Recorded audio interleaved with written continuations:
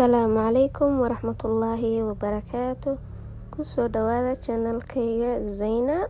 Waa anigoo Zaynab ah. Maanta waxaan idiin wadaa vlog cusub. Saan Nairobi u imaaday vlog ma idiin soo duubin. Sidaa ujeedaan maalinkayga waxaan ku bilaabay exercises ama tamaariin. Waxaan rabaa inaan routine fiican oo sixi aan bilaabo.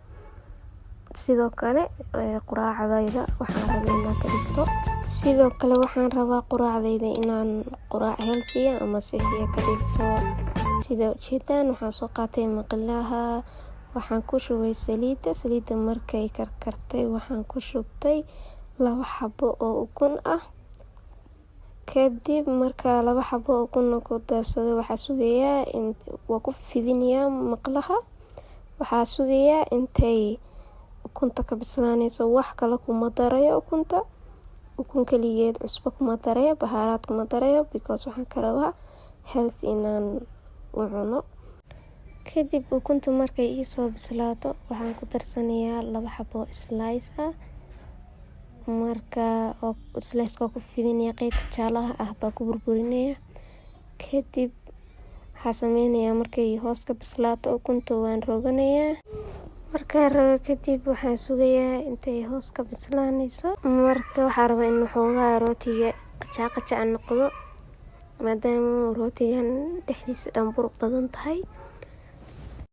Waxaan sameynayaa kadib ukunta kala qaybsanayaa sida markaan rogo oo isku imaan karto. Marka haddana waa rogayaa.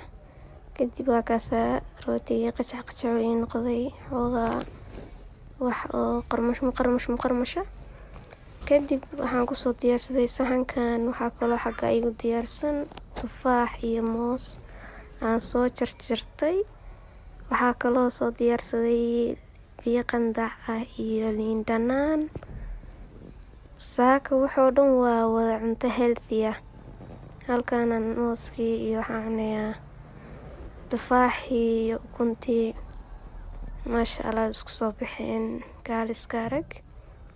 Biyahaas ku kabanaya oo qandac ah. Markaan soo quraacday kadib waan soo baxnay. Waa soo diyaarinay waxaan aadnay magaalada. Waxaan aadnay meel loo Westgate oo ku taala Nairobi. Caruurta soo ciyaarsiinay maanta. Ilmaha xaafadda say u joogeen qorax la'aan ku dhacday ciyaar bay u baahdeen marka Westgate mall baa dhahna waageenna meesha caruurta loogu talagalay. Meeshan waxaa ila aragtaan magaaladan say u qurux badan tahay. Waa Afrika, waa Soomaaliya dariskeeda. saas wadankooda u qurux badan yahay. Afrikaanka nagu dhagan annaga wadankeenana waxaa ku iraaday Ilaahay baa xalkiis og. Ilaahay ha idin naga dhigo dhammaanteen kuwa wadankooda hagaagsado quruxsada. Insha Allah way dhowdahay goorta arki doona Soomaaliya iswadata. Ilaahay ha naga dhigo Soomaali hal mida oo wadankooda aan isku dagaalin oo wadankooda u soo jeesta. Hadaa fiirisid Nairobi badankeed Soomaali baa dhistay ku dibada jira. Wadankeena maxaa noo diidaynaa saa u dhisano. على قلبي بسمة الذكرى قد بقت أثرا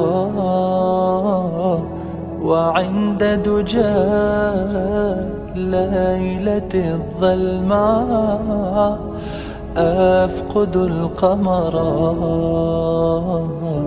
كيعقوب ريح محبوبي ترجع البصر على قلبي بسمة الذكرى قد بقت أثرا وعند دجى ليلة الظلماء أفقد القمر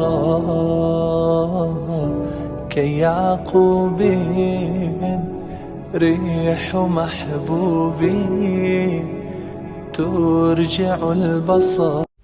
haddana meeshii waa soo gaarnay. waxaa la dhahaa Westgate Mall.